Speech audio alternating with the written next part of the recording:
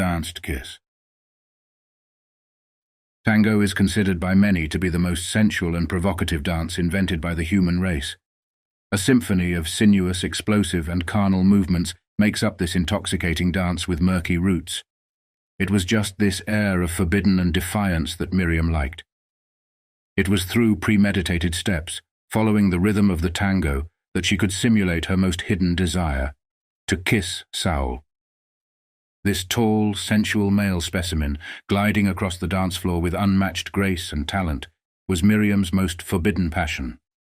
There were so many reasons why a relationship between them was impossible that she chose not to think about them.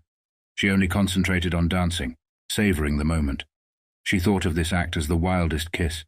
She was aware that it wasn't the same, but Miriam preferred to pretend that it was. When he stood in front of her, both bodies a foot apart, seconds before he raised his arm to encircle her waist, for Miriam, this was the instant of tension before a kiss.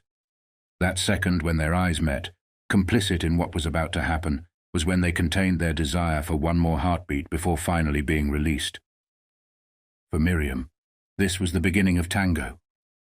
When Saul's arm clasped her body around his and his other hand held hers firmly, it was a liberating act. That second in which their lips brushed against each other for the first time, they parted and let out a sigh, relieved to feel the long-awaited kiss finally manifesting. Gliding across the dance floor to the erotic melody was, for Miriam, the beginning of true glory. When their lips finally separated, turning the brief touch of the beginning into an act of strength and determination, a certainty that it was not just a fleeting gesture, but rather a key moment engraved in their history.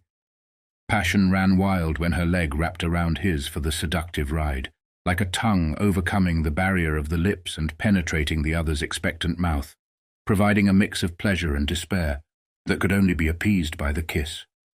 The step in which Saúl made Miriam jump, taking her from one side of his body to the other, broke the tension generated by their closeness for a fraction of a second. Like the mouths of two lovers, they separate for a moment to breathe, seeking relief from the passion that keeps them as close as possible, melted into one another. Going down Saúl's leg until she almost touched the ground generated a whirlwind of sensations inside Miriam.